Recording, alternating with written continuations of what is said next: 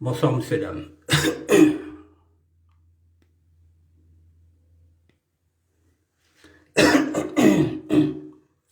Bonsoir, monsieur, dames.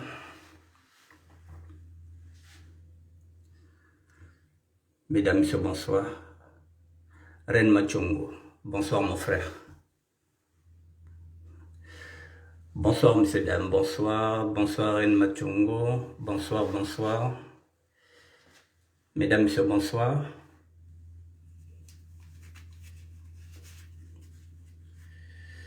Mesdames, messieurs, bonsoir. Bonsoir, bonsoir, bonsoir. Abel Placido Mbessa, l'enseignant de la WhatsApp. Bonsoir et merci. Bonsoir, Hélène Boise, bonsoir. Bonsoir, bonsoir, bonsoir Hélène Boise, bonsoir. Mesdames, messieurs, il est 20h58. J'avais dit 45, bon, j'ai pris un peu de retard. Dans 2 à 3 petites minutes, je commence le direct. Dans 2 à 3 petites minutes, je commence le direct. Bonsoir Hélène Boise, bonsoir. Excusez-moi. Dans 3 petites minutes, je commence le direct, mesdames, messieurs. Bonsoir, bonsoir, Nanuela Banak. Et oui, depuis Pointe-Noire, bonsoir, Nanuela Banak. Merci d'être là. Nanuela Banak, merci. Merci d'être là. Merci, mesdames, messieurs. Dans 2 minutes, je commence le direct, juste le temps que je me prépare. Voilà, j'en ai pour 2 minutes. Alpha, Kwaola, bye, bonsoir, mère. Voilà, mesdames, messieurs, dans 2 petites minutes, je commence le direct. Dans 2 petites minutes. J'arrive, merci.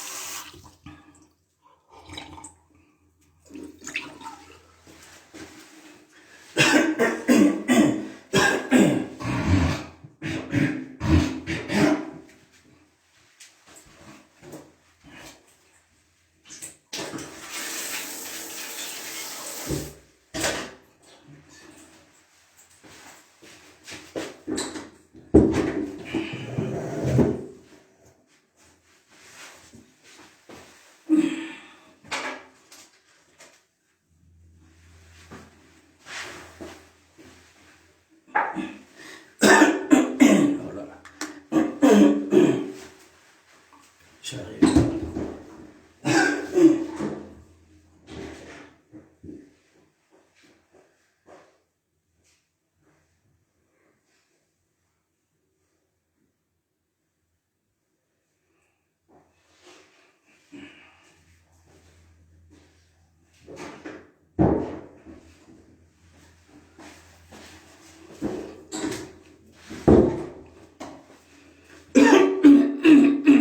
Oh là là.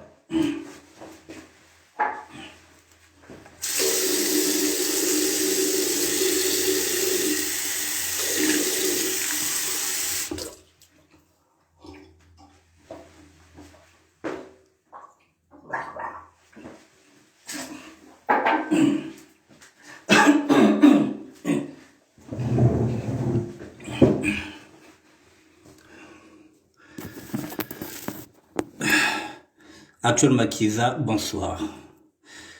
Octave Mbongo, bonsoir. Mesdames, Messieurs, bonsoir. Excusez-moi, je suis un peu allumé là. Mesdames, Messieurs, bonsoir. Nous sommes dans ma France à moi. Bonsoir, Natacha. Docteur Vic. Nous sommes dans ma France à moi. J'ai intitulé ce direct Ma France à moi, devoir de mémoire. Le devoir de mémoire, j'ai dit 1982, c'est l'année où je suis venu en France, jusqu'en 2021. Ce devoir de mémoire, c'est plutôt un hommage à un garçon que j'ai connu, que je considère comme un petit frère. Sambala Jama Manhattan. C'est toute ma France qui va avec lui, parce qu'il est décédé dans la nuit de samedi à dimanche. Plus précisément, je vous donne des précisions. Il est mort à Matende, chez les Alain Camara. Donc, en ce net moment, c'est la famille d'Alain Camara qui s'en occupe. Donc, je vais vous donner les informations. L'agent est mort à Pointe-Noire dans la nuit du samedi à dimanche, c'est-à-dire à 2 h du matin. Je vais vous dire aussi dans quelles conditions, parce que il faudrait qu'il ait de la clarté. Parce que même si je vais demander votre aide, il faudrait que je vous dise la vérité par rapport à cette mort-là, comment il est mort. Mesdames, Messieurs, mais avant de vous parler de la Jama qui est décédée, j'ai dit que je vais faire une analyse. D'habitude, je ne parle pas d'analyse, je parle surtout de réflexion. Mais cette fois-ci, ce serait une réflexion approfondie. Parce que là, nous sommes dans le parisianisme. Nous sommes dans le parisianisme parce que Sambala Jama Manhattan 87 n'est pas n'importe qui, c'est un Parisien célèbre. Tout ce qu'il y a de beau et de pire en matière du parisianisme, Sambala Jama l'a incarné. Alors, je vais profiter de cette mort de Sambala Jama Manhattan, bonsoir Hector Ngaka, pour répéter et pour redire ce que j'ai l'habitude de vous dire. Sambala Jama Manhattan, mesdames, messieurs, je vais vous parler de Sambala Jama Manhattan. Je vais profiter, comme j'ai dit, de faire une analyse, même si je n'ai pas l'habitude de parler d'analyse, je parle plutôt de la réflexion. Mesdames, messieurs, Sambala Jama, lorsque j'ai vu sa photo, je suis reparti 50 ans en arrière, un demi-siècle en arrière. Parce que je ne l'ai pas reconnu sur cette photo-là. La dernière fois que Sambala Jama été ici à Paris, mesdames, messieurs, c'était en 1991.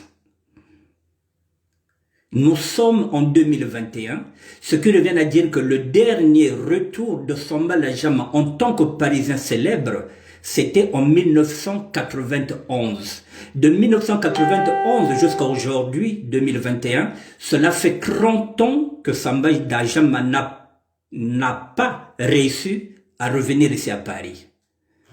D'où la nécessité, je vous ai dit, de faire une analyse, une réflexion à travers cette mort. Parce que là, c'est tout le parisianisme. C'est tout ce que je suis en train de dénoncer maintenant quand je dis que nous ne pouvons plus considérer la SAP comme seulement qu'une société d'ambiance, qu'il nous faut évoluer dans la SAP, qu'il nous faut créer ce que j'avais dit, un fonds de solidarité, parce que nous sommes dans le chaos et c'est pas fini. C'est pas fini. Et c'est pas fini, mesdames, messieurs. Aujourd'hui, c'est Sambala Jama, mais demain, ce serait qui? Il n'y a même pas un mois, Lubos, le grand Lubos, est reparti du Congo, des États-Unis, il est reparti au Congo, après au moins plus de 43 ans en Europe. Les futurs clochards, je l'avais dit, ce seront nous, les anciens Parisiens. Je dis bien les anciens Parisiens, je ne parle pas de la nouvelle génération parce que la nouvelle génération est en train d'évoluer. Même si elle n'évolue pas trop bien, mais la nouvelle génération est en train d'évoluer. Par rapport à nous qui étions la deuxième vague du parisianisme. Parfois quand je vous dis, faites attention de ne pas reproduire les mêmes erreurs que nous avons faites, c'est parce que je sais de quoi je parle. Mesdames, messieurs, je connais Samba Jama. Nous avons 3 ans de différence. Je crois que j'avais 13 ans, il avait 10 ans. Donc c'est quelqu'un que je connais, que je considère comme un petit frère.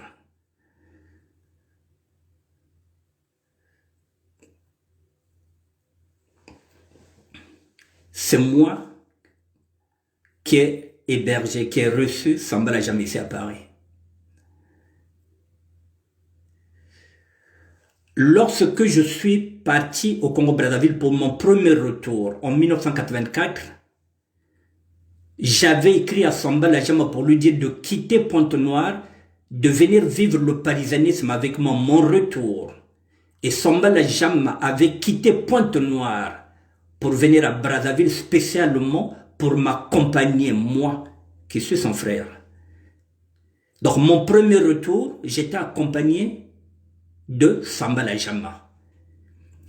Il était le seul que je permettais de donner une tenue neuve sans d'abord la donner à d'autres personnes, sans que moi je puisse porter cette tenue. D'habitude, lorsqu'un Parisien porte une tenue, la tenue est neuve. Il faut d'abord attendre que le Parisien porte d'abord une tenue avant de la donner à un autre, ce qu'on appelait à l'époque dans notre jargon un paysan. Mais avec Samba Jama, je ne faisais pas cette différence-là. Il était le seul qui avait cette faveur. Et lorsque Samba Jama est venu à Brazzaville, mesdames, messieurs, comme on ne le connaissait pas, il revenait de Pointe-Noire, je lui ai donné mon passeport. Mon passeport que j'avais laissé à Brazzaville, puisque sur ce passeport-là, il y avait des visas lorsque je partais en Italie, lorsque je voyageais. Ce passeport, je l'avais laissé quand j'étais refoulé. J'ai enlevé la photo, la mienne, j'ai mis la photo de Samba Jama. Donc, en un mot, au niveau du Congo-Brazzaville, on croyait que la Jama était un refoulé. Parce qu'on ne le connaissait pas, il était ponténégrin. Donc, Samba Jama, lorsqu'il était avec moi, c'était un faux refoulé. Il n'était jamais en France. Mais comme il avait mon passeport avec son visage, quand il montrait les visas de l'Italie, de la France, tout ça, tout le monde a cru que Samba Jama était parisien refoulé. Il n'était pas parisien refoulé, il revenait de Pointe-Noire. Voilà comment j'ai imposé la Jama à Brazzaville. Et en 1986, Samba Jama est venu à Paris. Moi, je vivais déjà avec une femme, Marlène. J'avais déjà un studio. J'étais avec Alain Camara dans ce studio. Je ne pouvais pas le prendre à l'intérieur puisque nous étions déjà 3. Je l'ai placé chez Wally. Wally, c'est un ami que les Ponténégrins connaissent. Je l'ai mis chez Wally à Stalingrad. Et j'ai attendu que Marlène puisse voyager au Congo pour que je prenne maintenant Samba Jama dans mon studio. Dans mon studio qui m'était légué, enfin qui m'avait été laissé par Sylvestre Nkodia. Donc nous sommes au Métro Blanche. Dans ce studio, mesdames, messieurs, là où j'ai pris Samba Jama, je le répète, lorsque je vous dis que j'étais un faiseur de roi, dans ce studio, nous sommes combien? Il y a Samba Jama, à ne pas confondre avec Jamaïcain, Mwanama Bendo Wankete. Parce qu'il y en a qui croient que c'est Jamaïcain qui est mort. Non, c'est pas Jamaïcain. Là, je parle de Samba Jama, le Ponténégrin. Dans ce studio, il y avait Ben Mukasha Monama, que j'ai pris dans mon studio. Puisque Marlène était partie, je me suis dit, je vais prendre les amis pour que le studio ne reste pas comme ça. J'ai pris Lucide Gallon. J'ai pris Fafa, Don Camillo. J'ai pris Jean-Denis Longindo. Jean-Denis que vous connaissez, celui du quartier Lende. J'ai pris Sylvestre Malonga, le petit frère de Yalonga, de Stache Malonga. Vous voyez un petit studio. J'ai pris Dada Molangwa dans ce même studio. Personne ne payait mon studio, je le payais tout seul. Personne ne payait les factures. Contrairement à cette France qui est la vôtre, où vous faites payer les factures, personne ne paye les factures chez moi. Personne ne paye à manger. Je faisais tout moi-même. Je parle en présence de ces personnes-là qui étaient là. C'est pourquoi je vous dis, pour que vous compreniez qui était dans cette maison-là. Wally de l'Estobière est venu vivre aussi dans cette maison lorsqu'il avait perdu son studio. Il y avait aussi le défunt Dépino Lazare dans ce même studio. C'était un studio de 20 mètres carrés où on avait mis 3 matelas. Les toilettes étaient à l'extérieur, il n'y avait pas de douche. C'est cette France-là, la mienne. C'est dans cette France-là que Samba Lajama a vécu à mes côtés. Et l'ironie du sort fait qu'aujourd'hui, Samba Lajama est mort chez la famille d'Alain Camara, avec lequel nous avons partagé ensemble le studio La Bruyère. Donc, c'est ma France. Alors, mesdames, messieurs, si je parle de Samba Lajama, c'est ce parisianisme-là que je suis en train de vous parler, qui n'est pas bon. Il faut qu'on tire les leçons, Charles Mpanzo. Bonsoir. Alors, en 1986, mesdames, messieurs, je me décide, je lui présente une femme qui est française, une Congolaise, qui est française, qui a un enfant, pour qu'il puisse régler sa situation en 1986. Je l'ai présenté une femme. La femme que je l'ai présentée, c'était la grande sœur propre de la copine qui était la mienne. La copine qui était mienne avait quatre sœurs. J'ai placé 4 sœurs du même père, même mère. J'ai placé les 4 à 4 amis. Je ne vais pas donner le nom de cette famille-là. J'ai placé 4 sœurs françaises à 4 amis pour qu'ils puissent débloquer leur situation administrative.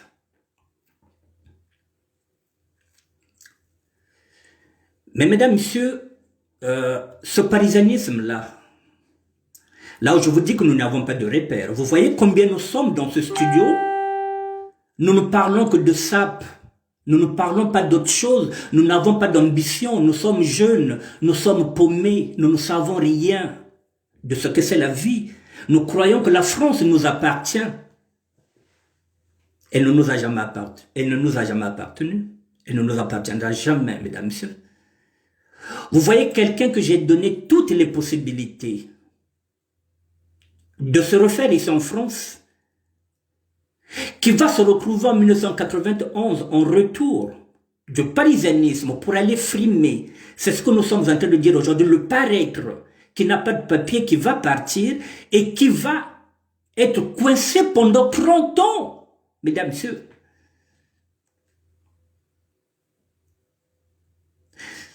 Alors que parfois il y a des morts qu'on peut éviter. Moi, j'ai pas de papier, mesdames, messieurs, je suis ici. Si je tombe malade, même sans aide médicale, on m'aide, on me soigne. Mon Afrique, mesdames, messieurs, le Congo d'aujourd'hui, vous connaissez la France, vous étiez en France, vous savez comment ça se passe. Vous faites 30 ans là-bas.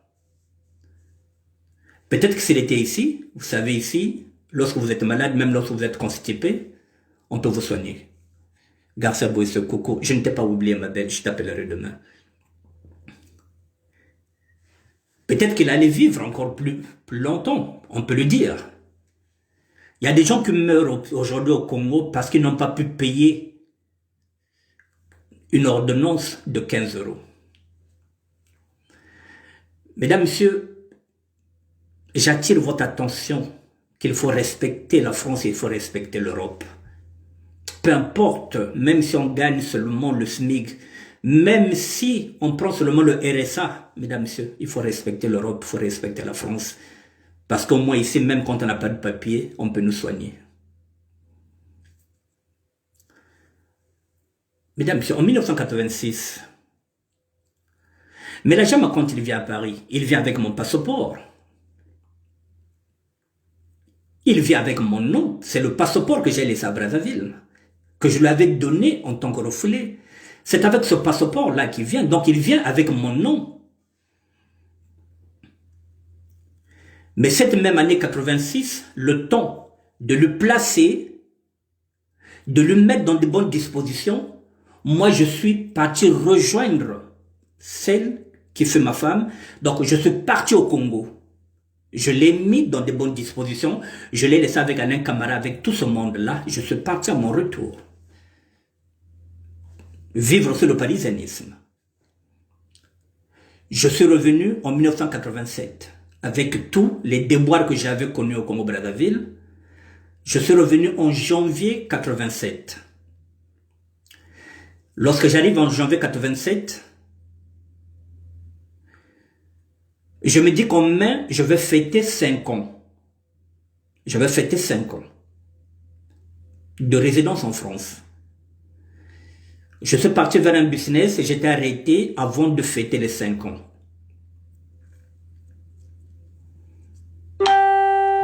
Mais dans ce business, mesdames, messieurs, j'arrive. Je me retrouve déjà avec une histoire d'escroquerie sous mon nom. Mon nom, le mien. Donc, Samba la Jama venait de faire des escroqueries sur mon identité.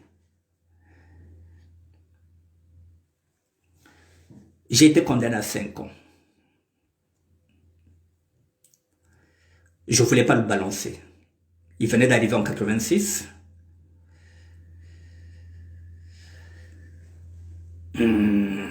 J'ai été condamné. Je suis parti en prison.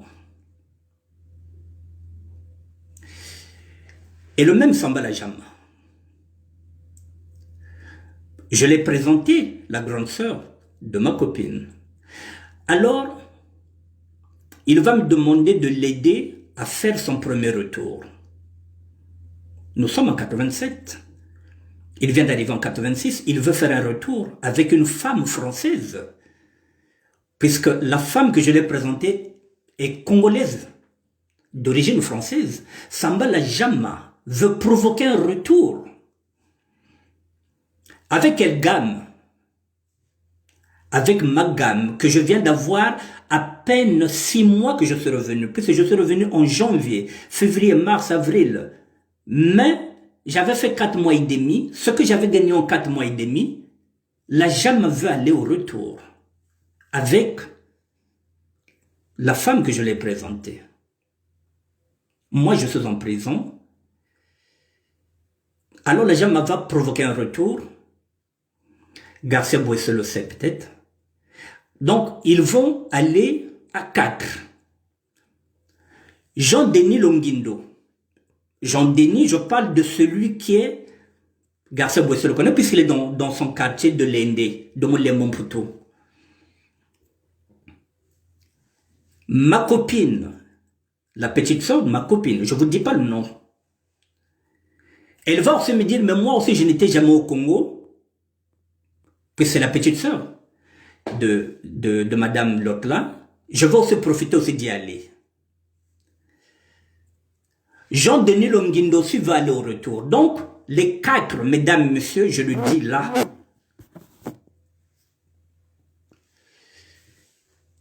Ils étaient obligés de se partager ma valise. Ils ont pris mes vêtements. Effectivement, avec mon accord, je ne pouvais pas dire non. J'étais en prison. Ma petite amie voulait profiter de changer un peu d'air, de partir avec mes 2 petits, Samba la Jama et Jean-Denis Longindo, avec ma belle-sœur. Alors, ils sont partis à 4. Mais mesdames, messieurs, Si je vous le dis, c'est pour dire que voilà le parisanisme où il est. Il vient d'arriver en 86, il va faire un retour avec Jean Denis. Jean Denis n'a pas de papier. Samba Lajama n'a pas encore de carte de séjour. Il va provoquer un retour. C'est ce retour-là, c'est là, maintenant qu'il va s'appeler Manhattan 87. Je voulais arriver à ça. Samba Lajama s'appelle maintenant Manhattan 87. Donc nous sommes dans le parisianisme.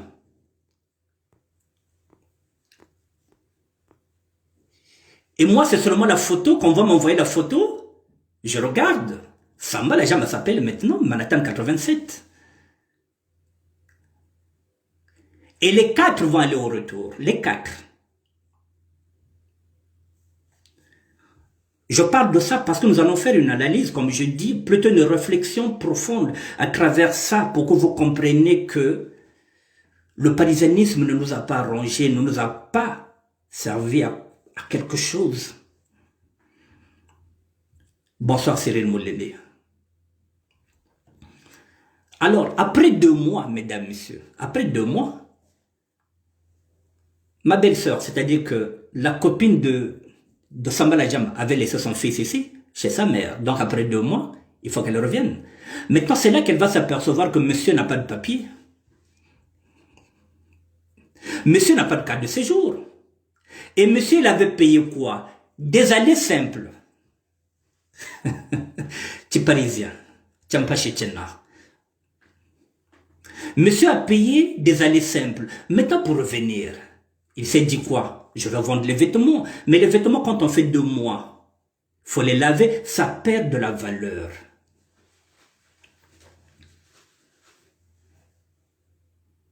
Alors, depuis la prison,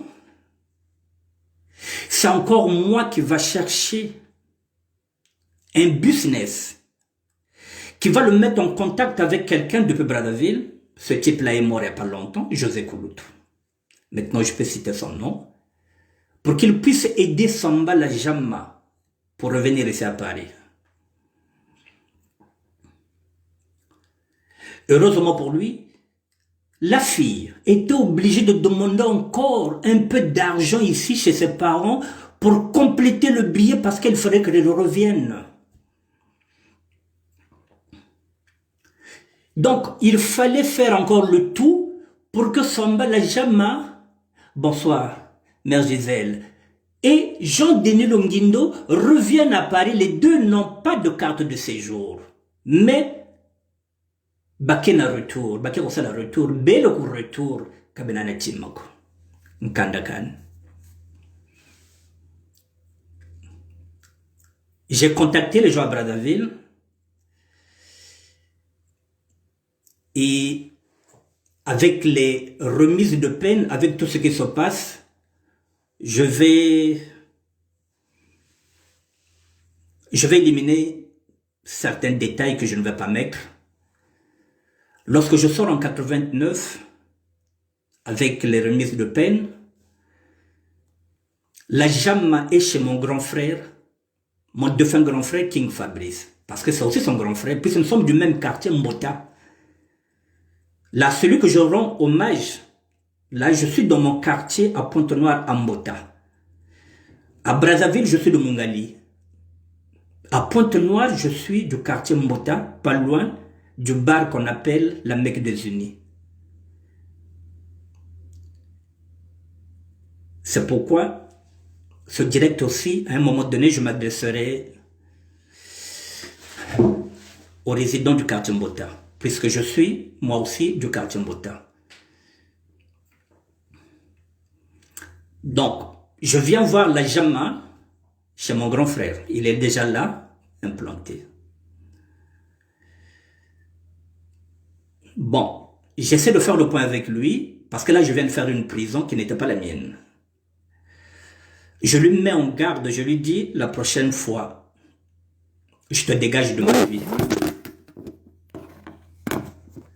Voilà, je lui ai dit la prochaine fois, je te dégage de ma vie, et puis bon, on ne sera plus frères.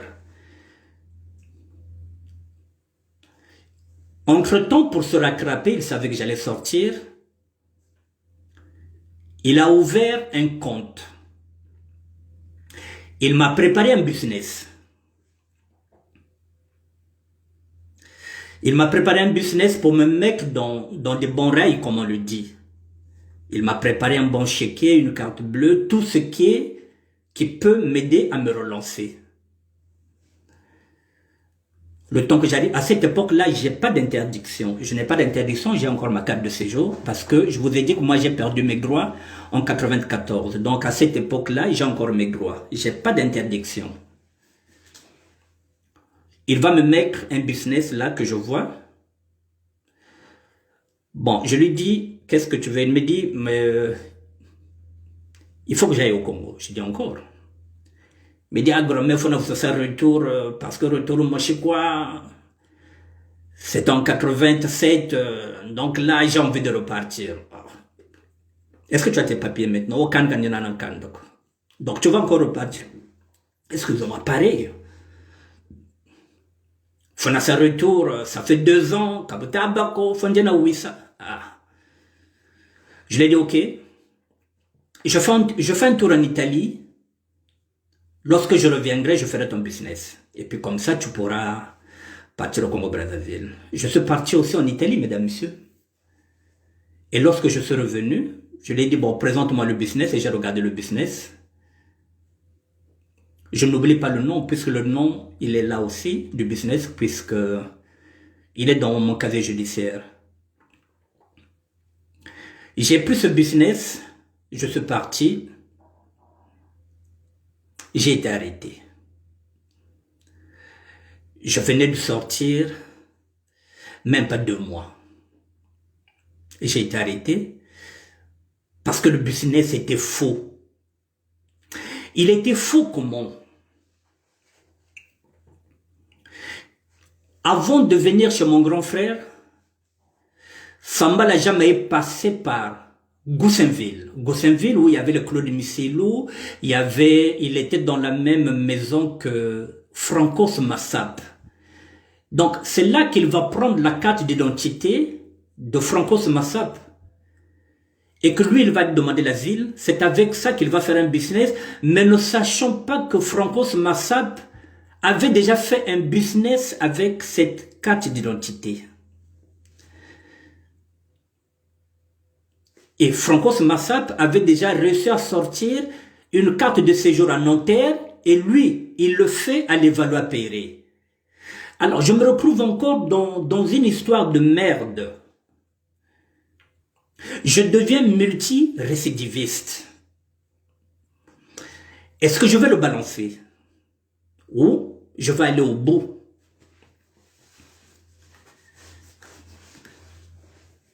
Le multirécidiviste, mesdames, messieurs, si vous avez déjà pris 5 ans, on ne peut plus vous donner 3 ans, soit on confirme encore 5 ans, la peine que vous venez de faire, mais on ne peut pas descendre, donc je deviens multirécidiviste. Donc là, ou soit on me donne encore 5 ans, ou je prends plus, parce que je viens de sortir.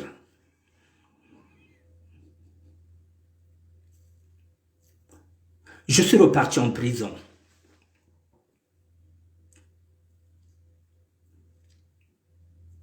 Comme c'était le Levallois-Perret, c'est le 92. Et à l'époque, Nanterre n'avait pas de maison d'arrêt. Je suis parti à Bois d'Arcy.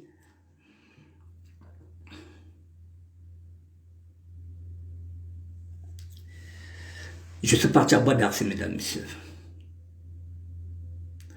Et là encore, il ne m'a même pas donné 1 euro. Il n'a rien fait. Avec les remises de peine, avec tout ce qui y va, et la même année, c'est ce que je vous dis, comble du malheur, j'avais perdu mon père, j'avais tout perdu. Et lorsque je sors en 1991, je suis sorti en mars, Samba Lajama était parti au Congo en janvier. Donc, janvier, février, mars, 2 mois avant ma libération. Et c'est là que j'ai entendu qu'il y avait un business qu'il avait fait. C'est le business qui était sorti, que je venais de découvrir. C'était les crédits de Cofidis. La Redoute. Donc, ces crédits-là, je ne les connaissais pas.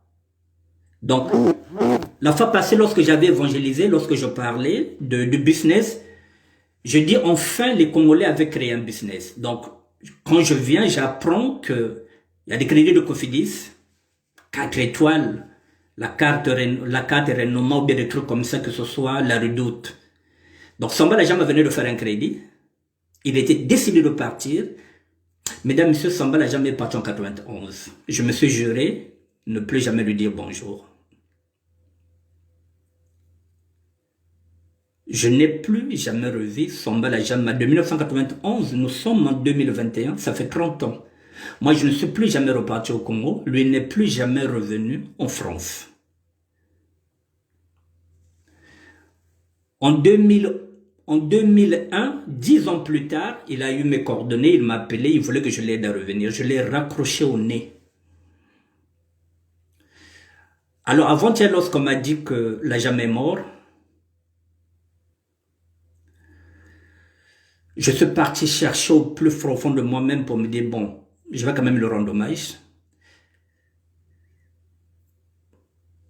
Je vais le rendre hommage. Je vais essayer de voir ce que je peux faire pour essayer d'attirer l'attention sur vous, pour qu'on puisse l'aider à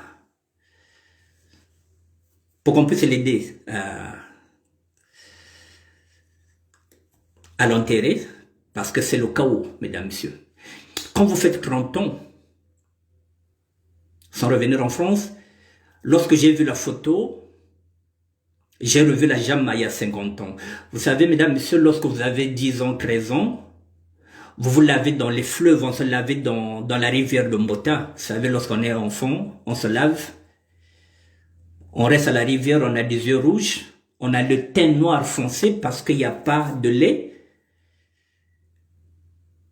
C'est comme ça que j'ai vu la Jama de 2021, mesdames, messieurs.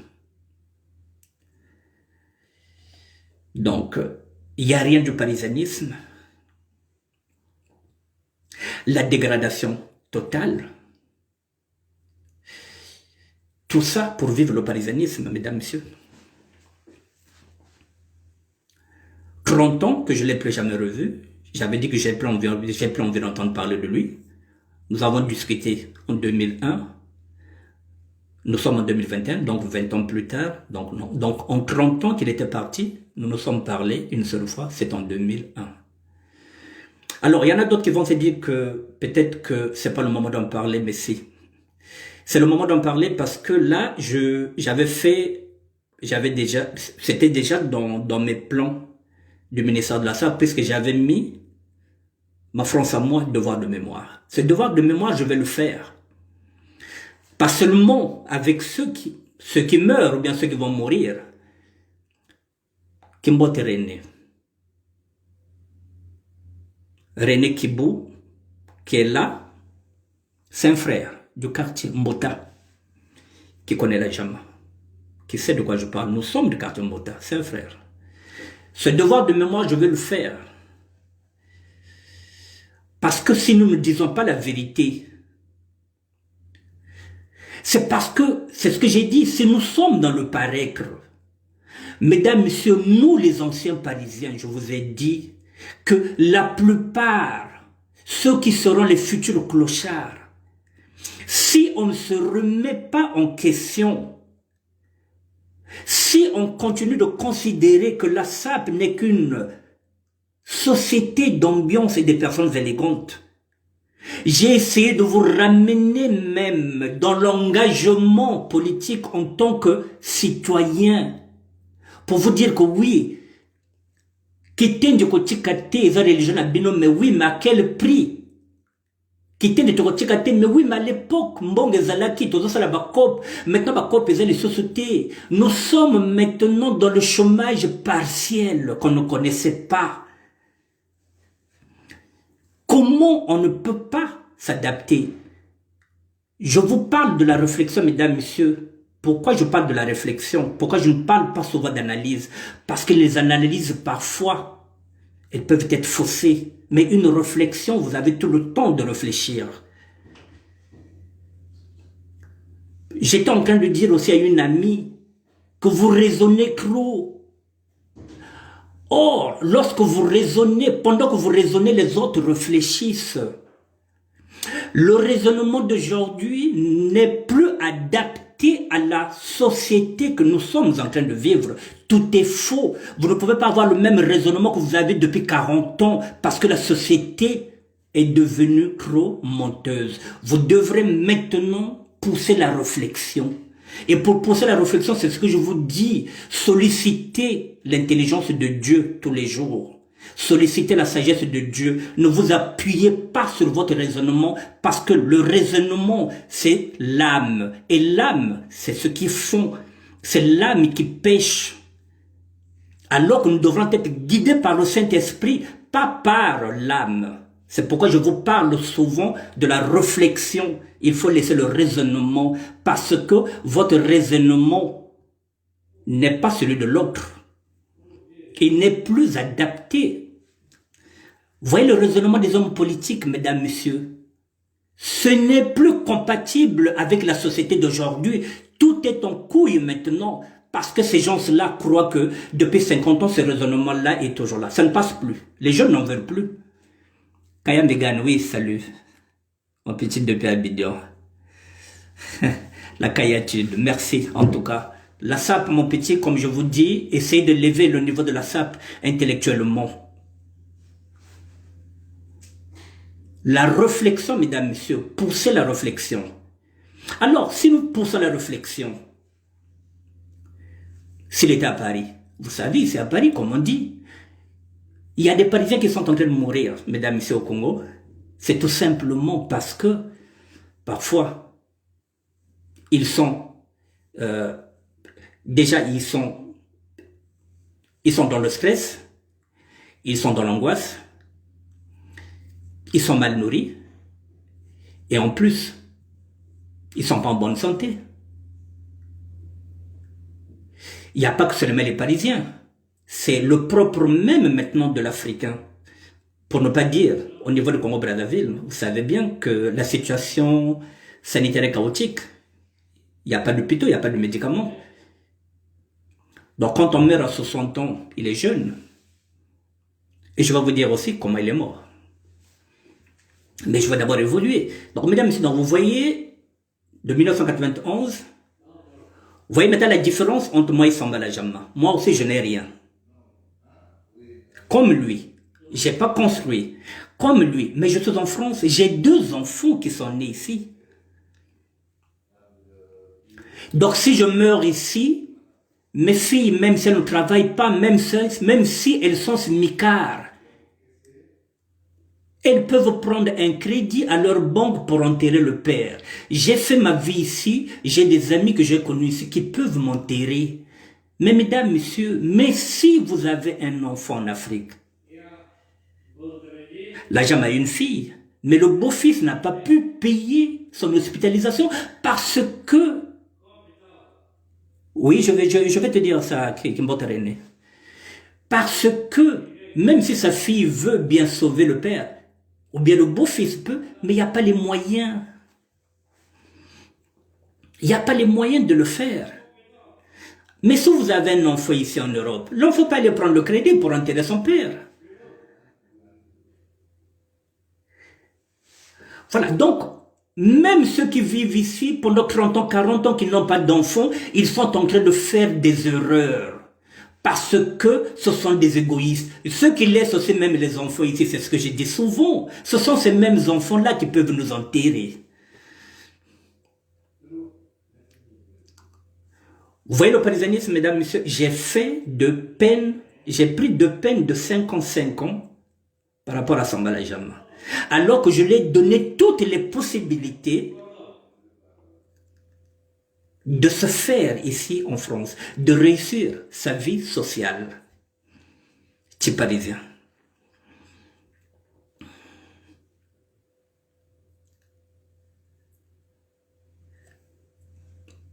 lorsque je vous parle de faire une création de fonds de solidarité, mesdames, messieurs, si on avait ce fonds-là, aujourd'hui on pouvait prendre 1000 euros, on pouvait l'envoyer à sa famille. Mais nous n'avons pas de fonds, nous n'avons pas de solidarité.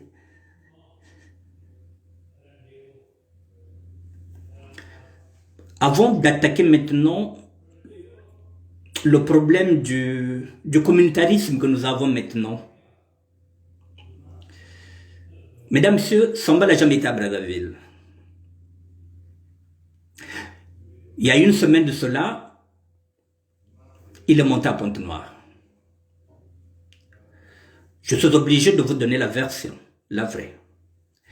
Il est monté à Pointe-Noire parce qu'il avait discuté avec son beau-fils, qui lui avait dit que « Papa, si tu montes à Pointe-Noire, je peux te faire hospitaliser. » Son mari n'a jamais venu à Pointe-Noire. Alain Camara est un frère. Il est parti vivre à Matende, chez Alain Camara. Et vous savez, ceux qui sont de Pointe-Noire, vous savez qu'il y a Luxlav aussi qui est là-bas aussi, qui est aussi reparti, qui est comme Samba Lajama. Samba Lajama, ça fait 30 ans qu'il est là. Luxlav est là au moins depuis 34 ans.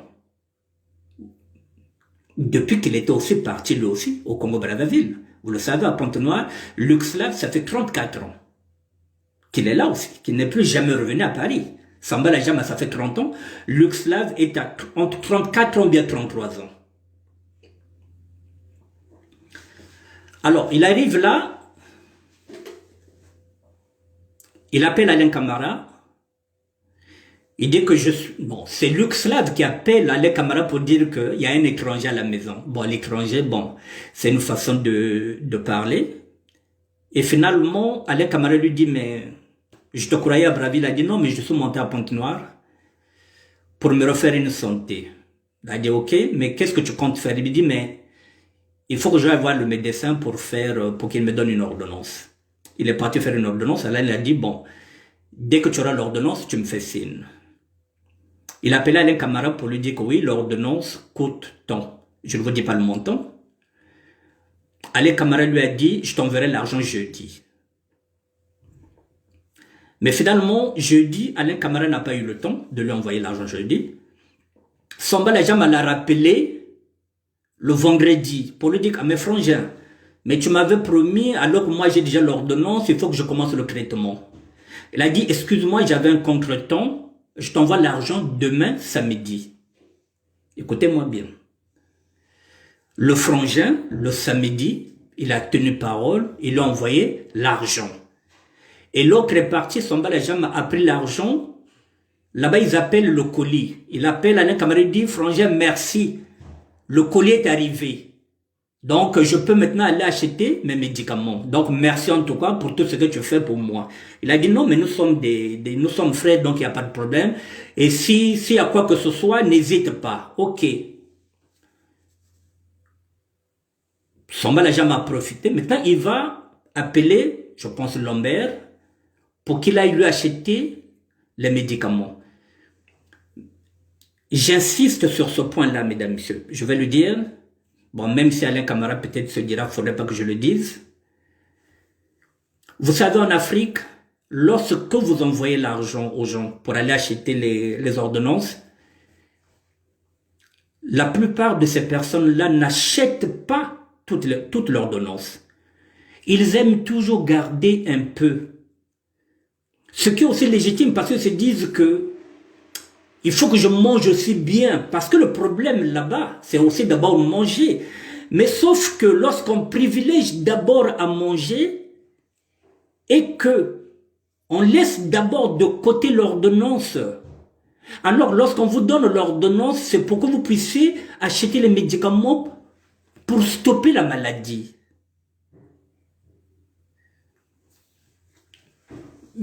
Mesdames, messieurs, sur une ordonnance, par exemple, de 60 000, il va acheter quelques médicaments au moins de 11 000. Et le reste, il va se dire que je vais d'abord commencer par ça. C'est ce qui arrive à beaucoup de personnes, même moi aussi. Le petit frère de mon père aussi est mort pareil. On lui donne l'argent pour se faire soigner. Il achète d'abord un peu de médicaments, le reste il mange d'abord, et après, ça passe pas. Alors, mesdames, donc, finalement, l'homme est parti acheter les médicaments que la Jama lui avait dit pour 11 000, alors qu'il y avait beaucoup de médicaments. C'était tout un traitement, donc pas toute une ordonnance. Il est revenu, il s'est lavé, il a mangé. Lorsqu'on arrive vers 23h30, on entend des cris que Samba la Jamma est mal au point. Alors les petits se précipitent. Bon, il y a beaucoup, qu'est-ce qui ne va pas? Oh non, mais j'ai mal, j'ai mal, j'ai mal. Mais qu'est-ce qui ne va pas? Non, mais j'ai mal, il faut que j'aille à l'hôpital. Est-ce que tu as pris ton médicament? Est-ce que tu as pris le traitement? Ça devient un problème.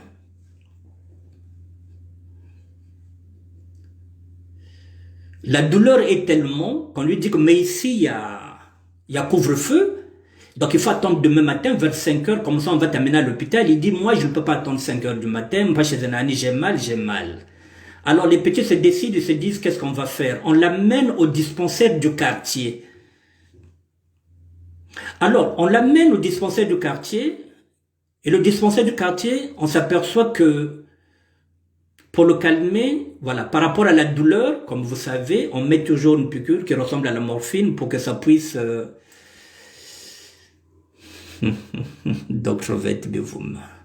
pour que ça puisse le calmer. Évidemment, lorsqu'on met la piqûre, ça lui calme. Mais finalement, au dispensaire, on se dit, bon, le mieux c'est que vous l'amenez à l'hôpital, si c'est. Même s'il y a le couvre-feu, mais si on vous voit avec un type comme ça dans cet état, on vous fera passer. Nous sommes vers minuit, 1h du matin. Donc nous sommes dans la nuit de samedi 24 au dimanche 25. À cette heure-là aussi, il n'y a pas de taxi, puisqu'il y a le couvre-feu. Bon, les petits vont improviser, ils vont aller prendre un ami qui a une voiture, et l'ami accepte de les accompagner maintenant à l'hôpital Adolphe Cissé. Ils arrivent là-bas, il est 1h45, le temps de le prendre le pouls, de tout faire, tout ça. La Jama commence à baver, il commence à vomir. À 2h du matin, la Jama avait rendu l'âme. Voilà les conditions dans lesquelles la Jama est mort. Il est à l'hôpital Adolphe Cissé. Mesdames, Messieurs, la maman de la Jama vit à Ngoyo.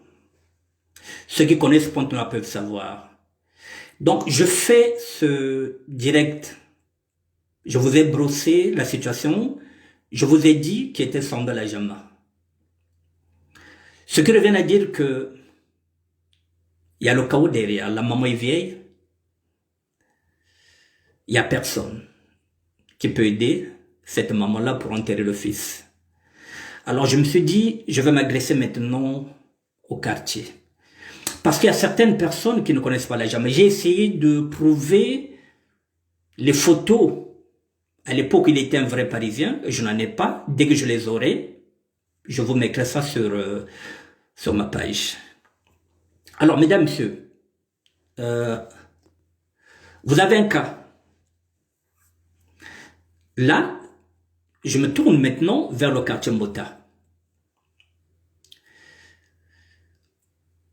La maman, ceux qui connaissent Pontenoy le savent que la maman vit à Ngoyo. Alain Camara et sa famille Matende. La maman veut que la veillée se passe à Ngoyo, ce qui est légitime parce que c'est son fils. Mais avec le couvre-feu, les gens n'iront pas. Ils vont peut-être passer là-bas chez l'Alain Camara, là-bas chez les Slaves, pour aller voir s'ils peuvent laisser 1 euro ou bien quoi que ce soit. J'ai mis le numéro de téléphone du petit frère de la Jama, qui s'appelle Irénée, qui a pris le nom de son grand frère, Irénée Manhattan. J'ai mis le téléphone de Lombert, le petit frère d'Alain Camara. J'ai mis le téléphone de Slave. Mais maintenant, comme je dis, il faut toujours aller dans la réflexion. Ma réflexion m'amène maintenant d'interpeller maintenant le quartier Mbota pour mettre les bouchées doubles.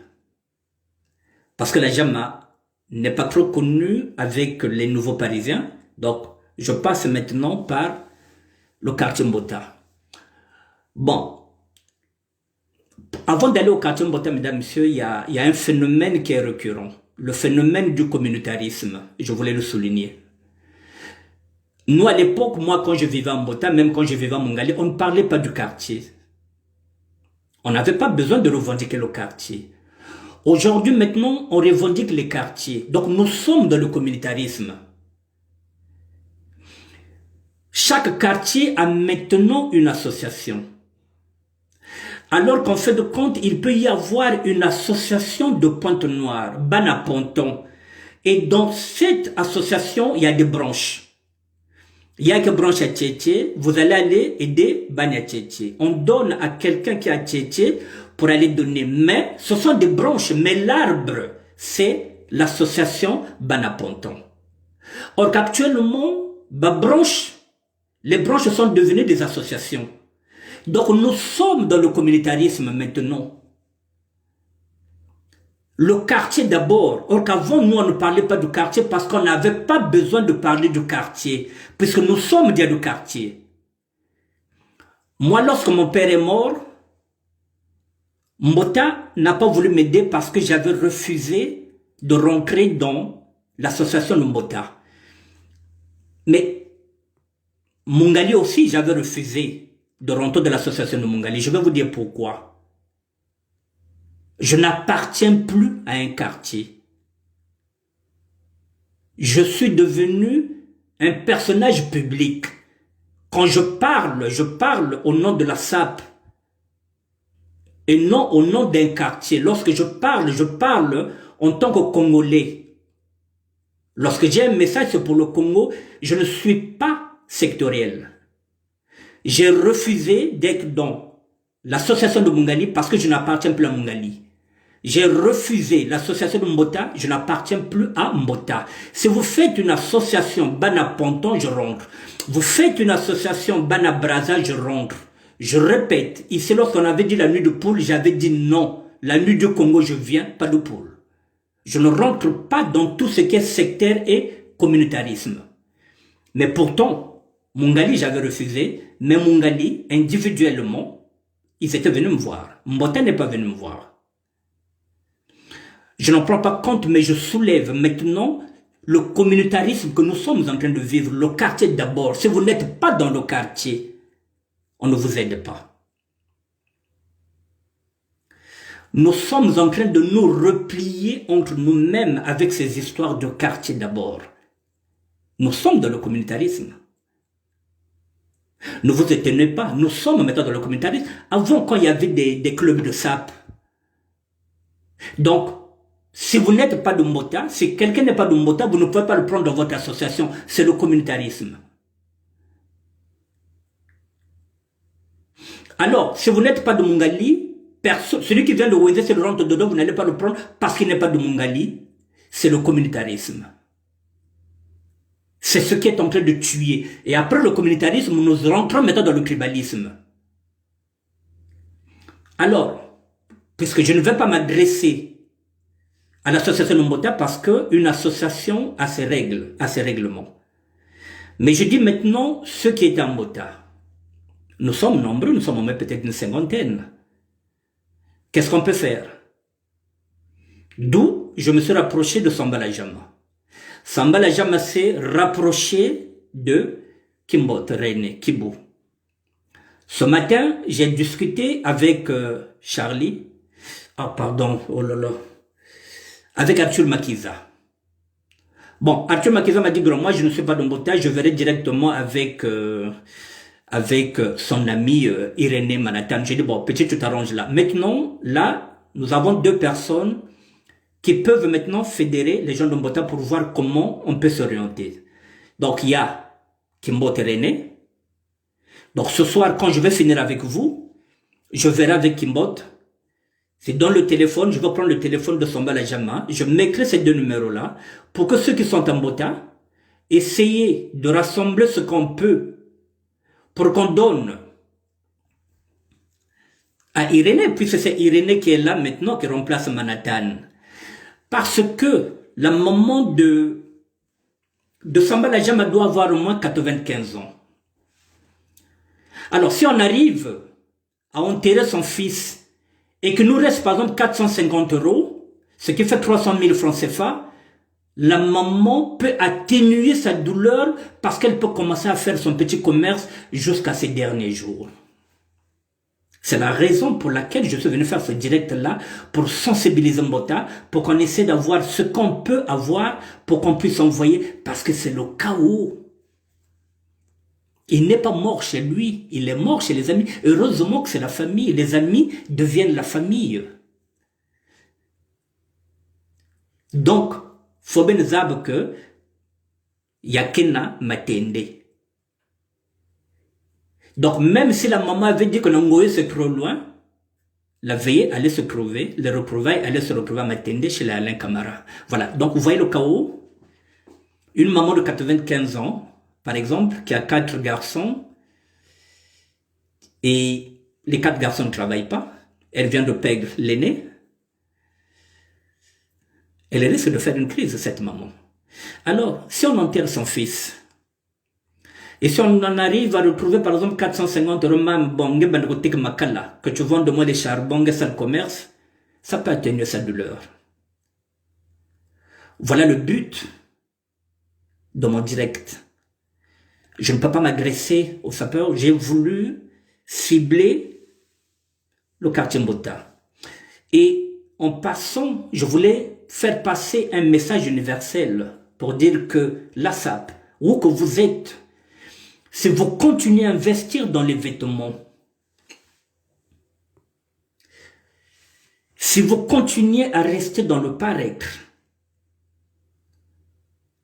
nous finirons comme Sambala Jama. Sans rien, sans parcelle. Moi aussi, je n'en ai pas. Mais je pousse ma réflexion. Quitter du côté Kate, mais oui, mais est-ce que tu as dit? Posez-vous maintenant les questions.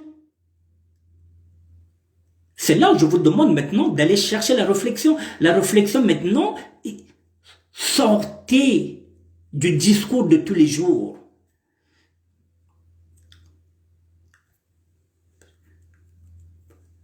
Prenez autre chose, mesdames, messieurs. C'est pourquoi parfois je vous parle de la Bible. Je vous dis, allez chercher d'autres formes d'intelligence, d'autres formes de sagesse. Pas seulement s'appuyer sur votre raisonnement que vous avez depuis au moins 40 ans. Mais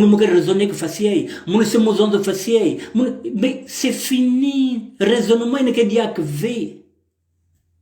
Nous en avons vu même avec les élections. Ce raisonnement n'existe plus. Il n'y a que diacvé. Il faut changer maintenant la façon de penser. Le raisonnement faut bien changer. Faut me voir de mossi. Changer le raisonnement. Changer ces raisonnements-là. Allez chercher l'intelligence de Dieu dans la Bible. Si vous êtes musulman, allez chercher l'intelligence d'Allah dans le Coran. Ça vous changera de l'intelligence des êtres humains. Ça vous changera de ce raisonnement-là. Ben katou na ba raisonnement yina. Ya que dia que bienveillant, mais comme azbin, ce raisonnement-là ne marche plus. Parce qu'avec la société que nous vivons aujourd'hui, ça ne marche plus. Samba n'a jamais parti mourir ailleurs.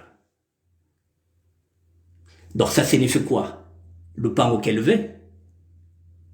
C'est comme si moi je vais mourir. Mais heureusement encore, mesdames, messieurs, qu'il est monté à Pointe-Noire, où il a sa famille. Donc Dieu sait faire les choses. Il est venu à peine une semaine. Mais s'il était mort à Brazzaville, où il n'a pas de famille, puisqu'il était à Brazzaville, qu'est-ce qu'il allait se passer? Qui allait cotiser pour que le corps monte à Pointe-Noire? Et là encore, Dieu sait faire les choses. Il est venu, il est chez ses amis, qu'il considère comme une famille. Aujourd'hui, nous sommes en train de nous battre par rapport à lui, parce que famille est un des bêtes. Voilà, mesdames, messieurs, je pense que j'ai fini. J'insiste sur le raisonnement, changer de raisonnement. Parce que les raisonnements que nous avons depuis 40 ans, 50 ans, ne valent plus rien. Parce que si nous continuons à raisonner, pendant que vous raisonnez, moi je réfléchis. Je ne suis plus au raisonnement, moi je suis à la réflexion. Je ne parle pas d'analyse, mais je voulais faire une analyse. Parce que les analyses, parfois, elles sont faussées.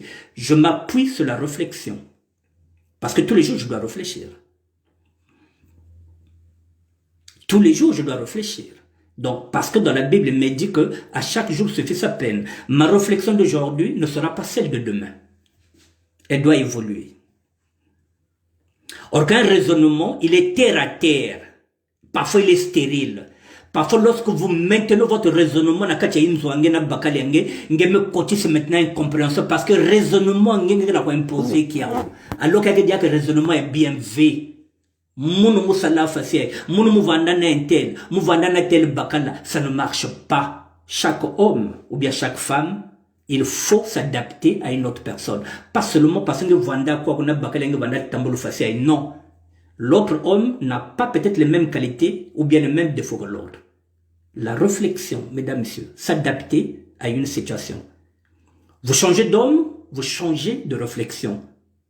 Pas, vous changez de réflexion. Le raisonnement ne peut pas rester là. Il y a même terre à terre.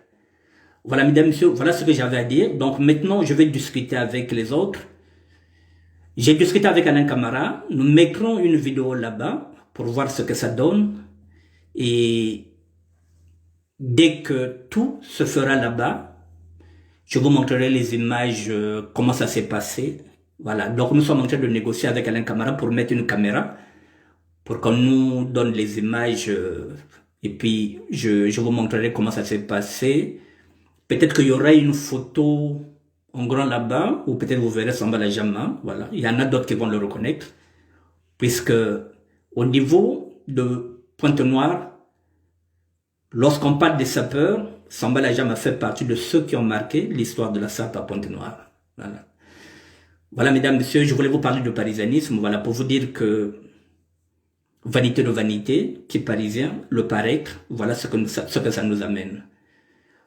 Donc, la réflexion est toujours celle que j'ai dit. Si vous avez la possibilité de créer un fonds de solidarité, faites-le. Parce que le cas Jama ne sera pas un cas isolé. Il y aura encore d'autres. Et chaque fois, on sera obligé de demander la générosité de tout le monde. Alors que si on crée déjà un fonds de solidarité, c'est ce que je disais, même 1 euro à chacun, nous sommes au moins 100 000 Parisiens. On pouvait déjà avoir 100 000 euros. À une raison d'1 euro si nous sommes 100 000. Voilà. Aimons-nous vivons, comme on dit. Voilà. Moi, je rends hommage à Samba Jama après 30 ans que je ne l'avais pas vu. Voilà. Donc, ma France à moi, devoir de mémoire oblige. 1982, 2021. Je finis cette France ce soir. Maintenant, mesdames, messieurs, je vous souhaite une bonne soirée. Merci. Allez voir.